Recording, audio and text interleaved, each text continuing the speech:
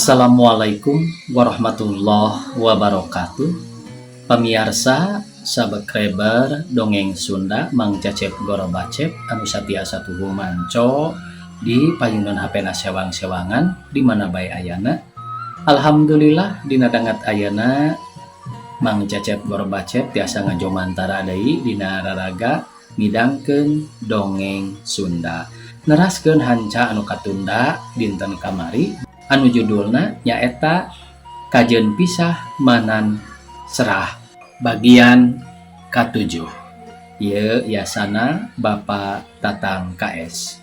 Sateu acan dipedar ieu dongengna sakumaha biasa naturkeun rebu nuhun laksa ketika bingahan ka pamirsa anu satiasa tuhu manco ngomen ngalaik oge ngabagikeun ieu dongeng-dongeng Mang Cecep Gorobacep ka pamirsa anu sanesna. Mudah-mudahan eta kasayan teh dibalas ku Gusti Nu Maha Suci. Amin. Ya Allah ya Robbal alamin. Sumangga supados teu nyangkolong teuing kana waktos wilujeng ngadangukeun.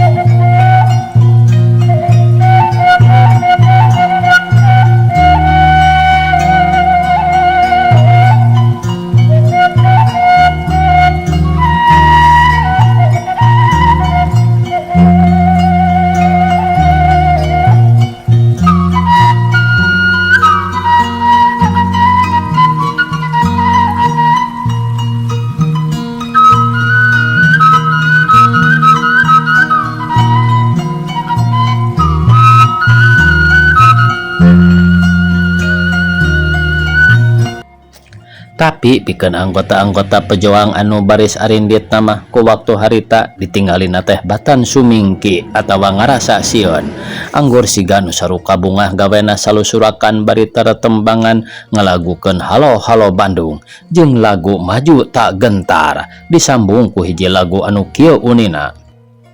Tangan kita pegang senjata, ikat pinggang penuh peluru.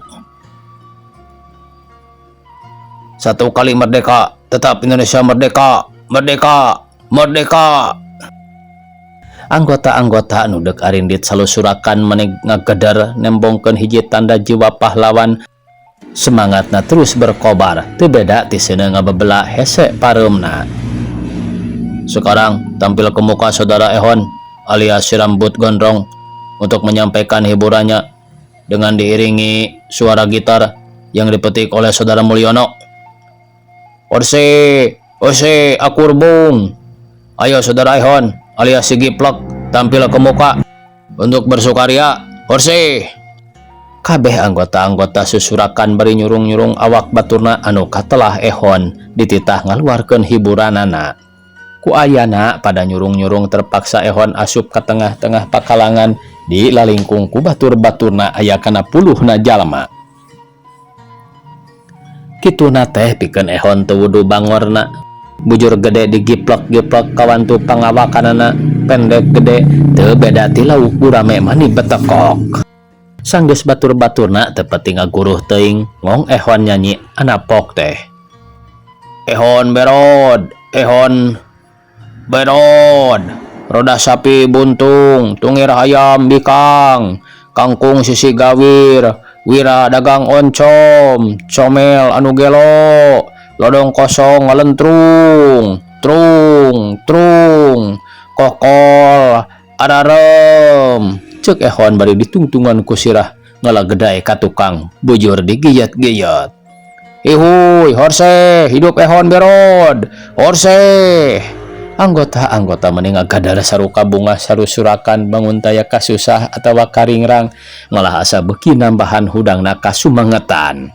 Tapi aya oge salah saurangna anggota anu teu daek seri-seri acan ditinggalina teh anggur ngahulang panon teup hiji gadis anu katinggalina keur ngajanteng sisi pagar kawat dina handapeun tangkal kembang kertas anu taya lian eta gadis keur ngajentul teh Fatimah. Geus kitu hiji pemuda katelah Hardi ngaleos ninggalkeun batur-baturna anu keur saruka bunga ngadon nyamperkeun ka Fatimah. Pat cek Hardi sorana leuleuy nakara. Muga Fatimah teu detik ieu ridho ngahampura kana kasalahan-kasalahan Kang Hardi lahir batin. Kalawan Kang Hardi nyimpen doa, mudah-mudahan Fatimah sejero Kang Hardi berangkat aya dina lindungan pangeran. Kalawan perjuangan jeung jasa Fatimah sing aya nu males tur aya nu baris melaan kana nasib hirup Fatimah. Da puguh pikeun Kang Hardi mah sigana cantang tuh bisa mulangkeun jasa atawa hamo bisa jadi tanggelan hirup ngabahagiakeun anu nyatana mah anggur nyiksa nimbulkeun penderitaan kana diri Fatimah. Kumaha tur tumarima hirupna Kang Hardi malulu pinuh ku dosa perdosaan. Kitu carita anana Hardi dina waktu harita anu teu kungsi disambung deui kulantaran asa kapegat ku nyegrukna Fatimah. Cerik bangun anu ngarasa ngangres ku basa-basana anu dilisankeun ku Hardi karasana asa sumeleket kana hate nembus kana jantung raga asa kumalayang nepi ka akhirna tarang Fatimah nyuuh kana tangkal kembang kertas bari hujan cimata. Nya kitu deui pikeun Hardi eureun tina nyarita kitu teh make disusul ku Cipanonna ngalembereh maksa bedah tina bendunganana nepi ka murubut rag-ragan. Rag-ragna Cipanon Hardi hiji tanda pikeun dirina baris paturai ninggalkeun buah hatena ku jalaran ngalaksanakeun tugas menghadapi pendidik nu baris ngalanjutkeun masa perjuangan. Waktu Fatimah nginghak di barung ku Cipanon Hardi kadenge sora komando mere parentah ka sakabeh anggota-anggota sangkan karumpul siap-siap dek mariang sakumaha tugas ti komandan. Pat kerwak lengan Hardi nyakal kana tak-tak Fatimah tukangeunana didoakeun ku Kang Hardi nya. Kang Hardi ceuk Fatimah bari mali ka tukang kalawan teu loba pikiran naon-naon keabrug Fatimah ngarangkul kana punduk Hardi. Salami masih aya keneh siang sareng wengi abdi teu weleh menunggu didoakeun pisan ku abdi. Tuhan bersama kita, Fatimah tidak akan hanyut dengan arus yang lain, tetap menanti sampai menemui titik terakhir. Pat waktu pemberangkatan geus siap wayahna ditinggalkeun mungguh lahir pisah sotenan tapi pikeun batin mah moal bisa pisah. Selamat berjuang Fatimah. Kang Hardi ceuk Fatimah ngaluarkeun basa ngan sakikituna kitu ge teu tarik kaburu Hardi ngaleos nu akhirna batina langsa pikir. Panon olohok mata simeuteun katutupan ku Cipanon ngembeng neuteup ka buah hatena hiji tetep tanda jajab dina jero kalbu mata kelar karasana ningali gupaina leungeun Hardi lapat-lapat dibalas ku gupaina Fatimah. Kitu ge teu bisa laju kaburu dampal leungeun ditungkupkeun kana beungeut teu kuat nahan Cipanon anu akhirna gancang Fatimah lumpat ka asramana. Sapoe dua poe nincak minggu ganti minggu anu anyar anjog kena waktu kurang leuwih sabulan Hardi jeung sapada batur-baturna kakara nepi kanu dituju hiji patempatan nu disebut daerah Kepenewon Pundong wilayah Jogja meh deket ka sisi basisir laut kidul anu kalingkung ku Gunung Sewu jeung gunung-gunung anu sajena. Didinya karumpul nanti sakabeh kesatuan pikeun menempuh pendidikan anu lilana kurang leuwih 7 bulan. Dina mangsa sabada rengse menempuh pendidikan salah seorang anggota ti kesatuan TNI Biro 5 anu katola Sutawijaya nyamperkeun sabaturna anu keur diuk ngalange bari siga nu keur jauh panglamunan. Adik ceuk Sutawijaya lain dewek teh bogohar ngabandungan ilaing ti poe kamari keneh ditinggalikeunana teh bangun anu sarungkana keur menewa pisan kaberaganana nah ngarasa kaduhung maneh asup kana ieu perjuangan teh atawa nah ingat kanu ditinggalkeun.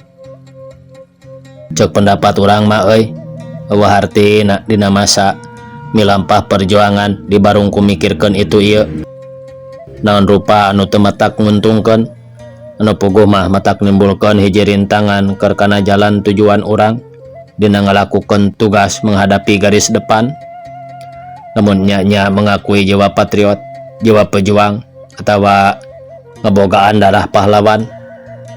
Sekali ngalakukan tugas perjuangan, tetap berjuang, dibarengan ku semangat berkorbar, cukup nyakal kedisiplinan, ulah galider, dibarungku hal-hal anu sajena, mengenai urusan paeh jeung hirup, eta hiji rahasia pangeran, pikeun manusia mah teu bisa nangtukeun, teu bisa netepkeun dina soal kahayangna, anging anu kawasa sahiji, saupamana urang diparengkeun panjang umur, nepi ka buahna, kapetik hasilna, tina jalan perjuangan urang, kalawan nya berjuangna, ente dibarengan ku hate serong, anu cek basa kolot teh mah teu daek ngalakukeun kana barang nu teu munasabah, atawa cek basa dina hadis teh mah teu daek mimbanda kana barang haram. Insyaallah awal akhir urang pinanggih jeung jasa, boh jasa ti nagara, boh jasa ti pada kaula. Sabalikna lamun urang dikersakeun pondok umur, gugur tina jalan ngalakukeun tugas perjuangan, kalawan gugurna eta nya ngabela nusa jeung bangsa, anu teu karena gugur ku jalan teu munasabah, nya kituna keneh pasti dianggap gugur berbakti, atawa cek bahasa urang Arab teh mah dina zaman perang jahiliyah nyata mesti syahid. Dina soal kecap gugur teh munggu syariatna badan orang hancur lebur sotenan, tapi munggu hakikatna tapak lacak perjuangan orang hama burung aya nu nuluykeun sifatna dulur-dulur orang atawa katurunan orang engke di hari depan. Asal bener-bener orang gugurna beri jeung ninggalkeun jasa-jasa hade, sokeuna ku paribasa harimau mati meninggalkan belangnya, gajah mati meninggalkan gading. Kitu kakacapanana Sutawijaya anu memang basak kitu teh ngeunaan pisan keur jalma-jalma anu masih kumelandang di alam pawayangan ieu, hiji ucapan anu mengandung harti pikeun eusining batin jalma. Tak cek Hardi kakara ngaluarkeun caritaan, memang kitu pisan dasarna hirup jalma termasuk diri saya, tur basa-basa ti sampean sumarambah kana baya gumantung dina jajantung, nyangsang kana raga jeung nyawa saya. Ku ayana pertanyaan sampean tadi anu mimiti pisan diucapkeun, di dieu saya ngebrehkeun isi hate, naon sababna saya teu berag, naon sababna saya gawe hulang-hulang. Taya kagumbiraan kawas batur, taya lian ku ayana kitu teh pikeun diri saya sakadar mikirkeun kaayaan nasibna nu jadi indung saya, geus sakitu bulan can manggih pisan beja, naha hirup naha paeh, katambah-tambah geus 2 poe ayeuna dedag pangadegna nu jadi indung teu weleh kapi beungeut, kokolebatan asa nampe ngajanggelek di hareupeun. Rumpuyuk Hardi nyuuh cipanona geus teu karasa deui rembes dijil nepi ka muragna. Kilang kitu Har, angguran ayeuna mah penta-penta keberkahanana teu jadi kolot, sok sanajan syariatna teu aya, oge hakikatna mah aya bae, tong boro anu aya keneh di dunya dalah nu geus Allah oge hakikatna mah eta teh nampe, tur geus jadi katangtuan. Asa sesebutan munjung kudu ka indung, mujak kudu ka bapa, dialap kaberkahan jeung kajembaranana berang jeung peuting. Jelas pisan kitu kudunata tembal Hardi. Ngadak-ngadak paromana marah mai deui ka Wasasari. Pak, ceuk hiji anggota ngagero ka Sutawijaya. Aya perintah deui Pak, urang ditugaskeun kudu berangkat ka kota Yogyakarta, diasramakeun di daerah Pengit, serta ditugaskeun terus-terusan ke daerah Jawa Timur. Iraha cenah berangkatna kos wartos nama enjing kaping 2 Oktober tahun 1847 walar koswara. Tuh nu matak oge Har, perjuangan mah masing kumaha oge moal aya putus-putusna, sehingga encan anjog kana titik terakhir ngagempur musuh atawa bangsa pengkhianat-pengkhianat saacana alam urang mencapai puncak kemerdekaan. Kakara oge ngobrolkeun kitu kalawan bibir Sutawijaya oge baseuh keneh geus kadenge sora komandan mere parentah jeung tugas anu kakara disebutkeun ku koswara teh geus kudu dilaksanakeun dina poe eta keneh perintah secara kilat. Semua anggota-anggota dari Kesatuan FI Biro 5 segera siap untuk berangkat menuju dusun Kaliwedi, kelompok Banyumas. Selanjutnya saya perintahkan kepada Saudara Sutawijaya agar segera menyiapkan teman-temanmu. Siap, cek Sutawijaya bari tegak mere hormat ka komando seksi. Anu harita keneh kira wanci geus deket ka magrib, anggota-anggota ti Biro 5 kurang leuwih sakompi arindit lalempang sapeupeting mapai-mapai leuweung geledegan turun gunung unggah gunung di barungku hujan sapeuting taya reureuhna sora gelap peting baledag awak geus pada ngarasa ramoh poy. Papakean geus teu puguh rupana jaba rarajet. Semua pasukan istirahat dulu dan harap jangan bercerai. Geus kitu mah brek bae anggota-anggota pada ngaraso di hiji patempatan anu jauh ka ditu ka dieu. Kabeh anggota-anggota teu aya nu berag pada narahna eukeur mah lempang terus-terusan ka tambah-tambah teu manggih pisan kadaharan. Iwal nu di dalahar mah saukur bangsa bong borosan anu aya di leuweung. Hade, koswara, cing urang kadinya heula sakodong mayu. Sugan aya pendudukna. Urang menta-menta cai atuh, sugan bogaeun. Cuk Sutawijaya ngaharewos. Man atuh walar Hardi. Anu harita keneh pating kojengkang ninggalkeun baturna anu teu sakumaha jauh kabenaran aya hiji imah nenggang kalawan anu boga imahna kadenge pating gereneng nyarita. Kos, kebenaran euy aya jelemaan unggahan baik ka itu. Unggahan baik itu. Gampang unggahan mata. Intip heula bisi di jerona aya Belanda. Walar koswara meh bareng ngucapkeun kituna teh jeung Hardi kitu ge sakadar pating harewos. Keheulanan atuh dogoan. Katayap Sutawijaya lempang ka katayepan geus kitu panonna noong tina bilik anu carang tidinya tuluy ngagupayan ka Hardi jeung ka koswara. Bangsa Jawa euy.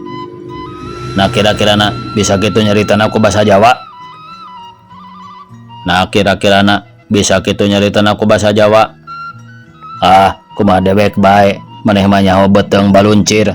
Ular Sutawijaya bari nyerengeh seuri ka tembong huntuna wungkul bodas tidinya pok Sutawijaya nyarita ti luar. Muncuk basa Sunda teh mah nyebutkeun punten. Kula nuwun Mas. Monggo sapa niku? Timbal nu di jero imah. Kula tentara RI adap istirahat. Telila kadenge sora nu boga imah ngalaan tulak. Bray pantona dibuka bari ngadamaran.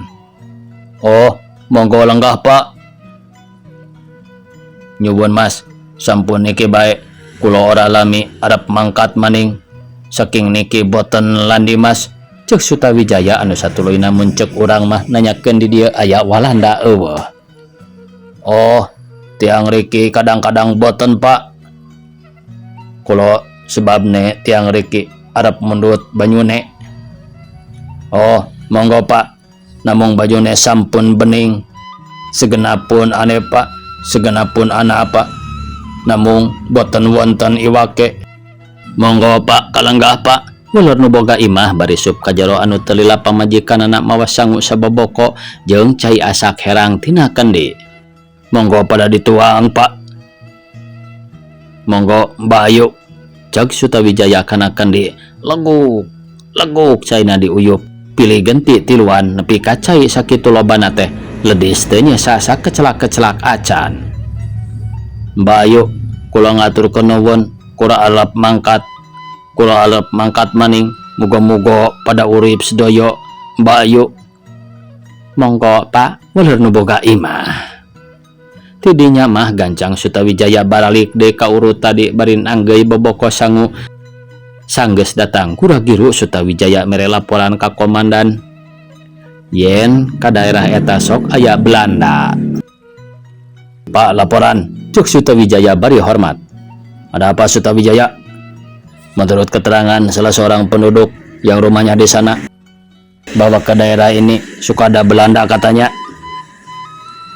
Baik, semua anggota siapkan lagi untuk berangkat. Siap, Sutawijaya ngahormat deui. Geus kitu balik ka tempat tadi ngabejakeun ka batur-baturna supaya aring diet deui harita. Kos, Hardi, kumaha sangu teh deuk di dahar heula. Eusian bae beuteung saeutik mah euy, tambah lapar teuing. Ceuk Koswara bari calebek ngahuapkeun sangu menang 3 huap sewang jeung Hardi. Sutawijaya mah kakara oge sahuap ujug-ujug bebet surat tembakan ti pihak musuh ngahantem kana lebah tempat anu keur diparake istirahat. Tidinya kulantaran kagok asong kalawan komandan mere parentah kudu ngayakeun perlawanan, terpaksa didinya mah toh-tohan ngayakeun perlawanan anu rada cukup oge. Siap Hardi, tembak. Cuk Sutawijaya mere parentah ka Hardi supaya nembakeun brena. Anu harita keneh pihak musuh anu keur ngarayap naik ka pasir teh dihantam ku bren. Tar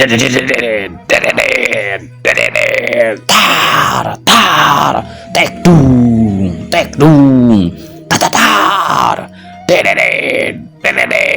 ciu geleger geleger. Hei Koswara, coba cekel bren ku maneh kadiekeun gancang granat teh. Hardi nyalukan Koswara anu harita keneh Koswara tiarap ngadeukeutan Hardi. Geus kitu sok granat duanana dibikeun ka Hardi. Manehna mah ceg kana bren teloba anu dipikir deui. Hardi gancang tiarap maju ka hareup. Dina pelebah gawir pisan Hardi ningali Belanda aya kana genepanana keur ngarayap deuk naek. Tarima sia anjing. Trek. Platikna granat dicabut. Lung. Geleger. Geleger. Hardi ngalungkeun granat 2 siki kalebak nepi ka Belanda anu genapan teh gempar. Geus kitu mah cek jempet teu ngadenge sora naon-naon, duka Belanda mundur, duka masih araya keneh.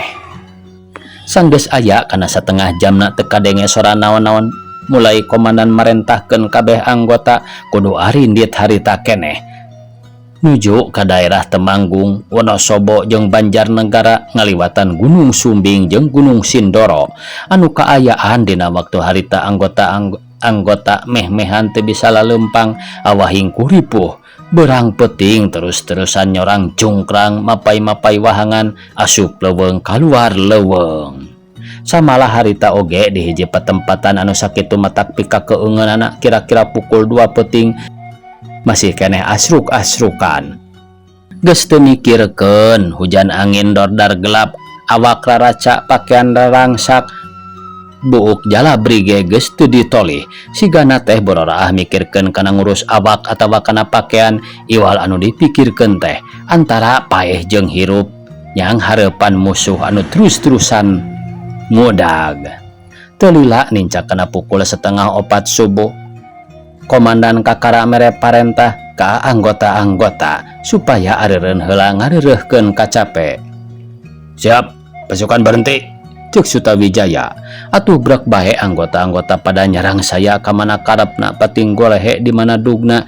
Geus teu mikirkeun ditapuk reungit, teu mikirkeun rancucut ku cai hujan, teu nyaho taneuh ledok, teu nyaho taneuh garing dipake galogoreran. Nitis wanci ninggang mangsa alam peting ngalih tepung deui kana wanci berang Batara Suryati belah wetan katingali ngagurimeng semu beureum siga nu mere isarah ka sakumna para pahlawan nyaangan tujuan kasumengetan berjuang beuki lila kaayaan waktu asa beuki nyerelek teu karasa geus nincak kana wanci haneut moyan. Alhamdulillahirabbil alamin. Nuhun Gusti. Cuk Sutawijaya bari korejat hudang panon mencerong kalebak katingali aya hiji jalma keur ngabengkot nanggung jagong atah. Wah, kabeneran euy, nyilikan lebak aya nanggung jagong. Curug Sutawijaya ngacir di barung ku paroman marahmai malah batur-batur nama mani cereuring hak teu sirikna tuturubun murukan nanggung jagong teh. Hei Pak, sabaraha jagong teh? Tukang jagong ngarandag bari banget namanya sepak taksiran ngerasa rewas asa kageretak ku tentara anu pating berebat lalu empatannya lamperkeun ka manehna. Oh, mangga bae Pak, bilih para lai mah nyaranda aku anjeun tong nganggo diartosan sagala rupi atuh bilih kirang sawios urang ngabantun deui ti kebon Ulur tukang jagong bari ngecakeun tanggunganana. Is, sanes bade nyuhunkeun ieu mah Pak, bade meser. Ceuk Sutawijaya bari miheulaan milih jagong. Sumuhun, mangga bae Pak, bilih paralai mah nyarandak bae ku anjeun. Ku ayana dihempekeun kitu kuno boga jagong teh meni asa dihucuhkeun pisan batur-baturna Sutawijaya anu lobana kurang leuwih 17 jalma teh meni retop cugjag anu nyokot 2 anu nyokot 3 tampolana aya oge nu nyokot aya kana 5 sikina kalawan didinya keneh ge digarogotan atah-atah da puguh deuk di beuleum eueuh seuneu jeung eueuh kasempetan pikeun meulem. Lupi bapa teh bade teras kamarana, tanya tukang jagong bari panon netep kanu keur ngadaharan jagong atah mani sirikna teu ngiceup-ngiceup. Anu mawi Pak, abdi teh bade teras ka Gunung Trugo, suku Gunung Merapi, manawi bapa apal. Kinten-kintenna nyorang kadinya teu seueur pisan bahaya. Sareng manawi nguping di tempat eta teu acan katinca ku Belanda. Sutawijaya nanya ka tukang jagong baring ngalungkeun tolol jagong kalebak. Upami ngalaman kadinya mah bapa teh teu acan namung numutkeun ku kabar-kabar salangkung aya oge bahayana nyaeta seueur jalmi-jalmi anu dibinasa ku buangan-buangan ti Nusa Kambangan nyata dipangaruhan ku Belanda pajar manehna datang ka tanah Jawa teh deuk ngadoon milu ngamankeun kulantaran loba tentara-tentara jahat nyata pajarkeun teh tentara Republik saur ti pihak Belanda mengaruhanana teh kieu lamun tentara Republik teu digempur kalawan nagara teu dikuasai ku tentara Republik pasti tahanan-tahanan buangan leuwih ripuh dihukumna ulah-ulah pasti kana dibarina sana teh tah ayeuna aranjeun ku urang dibebaskeun tina buangan tapi kudu milu ngagempur tentara Republik sabab lamun teu kitu pasti aranjeun ruksakna kitu-kitu penerangan Belanda ka bangsa buangan-buangan teh Pak. Waduh, benernya si anjing Belanda pinter naker ngadodombakeun teh. Tapi sakituna deui Pak, kanggo jiwa-jiwa pejuang Republik moal bade mundur saujung buuk. Moal bade ngeser satunjang beas najan pihak musuh sakumaha pinter, sakumaha kuat ge moal burung di sing hareupan demi ngabela bangsa tembal hardi bari katingali huntuna rada ti kakarekat ngadenge beja kitu ti tukang jagong teh. Pak, punten bae sanes teu sono abdi teh. Kumargi aya kapriyogean deui anu sanesna. Permios bae dikantunkeun ku abdi. Mudah-mudahan pada wilujeng sadayana. Oh, mangga atuh Pak. Hatur nuhun nya kasayan ti Bapa ditampi ku abdi. Mugi-mugi Bapa oge sing aya dina kasalametan. Sabangsulna sami-sami Pak. Ular tukang jagong bari regejang nanggung tolombong kosong tuluy ngencis lempang kalebak. Kira saparapat jam ti entas ngaropi jagong atah geus growok deui komandan seksi marentahkeun supaya anggota-anggota siap indit deui menuju ka Gunung Trugo. Semua pasukan siap berangkat lagi. Mari kita menuju Gunung Trugo untuk membuat gua-gua di kaki Gunung Merapi. Untuk selanjutnya, saya tugaskan kepada saudara-saudara dari sekarang bahwa nanti pembikinan gua-gua itu tidak diperkenankan minta bantuan kepada rakyat-rakyat, hanya khusus kita saja bagian rahasia Combat Center Intelligence. Mengerti? Siap, siap. Ular pasukan mani barang beri mere hormat tegak ka komandan seksi anu harita keneh arindi teh eta patempatan mapai-mapai jalan satapak di jero leuweung grotan anu ditempuhna nuju kanu dimaksud teh kurang leuwih saminggu kakara tepi ka Gunung Trugo anungan sakareureuk sapeuting. Isukna dar anggota-anggota nyieun guha-guha pikeun bahan pertahanan di mana pihak musuh ngayakeun penyerangan ka kota Jogja. Kurang leuwih 2 poe guha-guha katara beres kalawan anggota-anggota anu lobana 17 urang dareureuh rupa-rupa lampahna aya anu gogoleran sisiwahangan aya anu nyalopa dina tangkal kai gede jeung sabangsana. Waktosna kabujeng sae pamiarsa Sakitu anu tiasa kapihatur. Wassalamualaikum warahmatullahi wabarakatuh.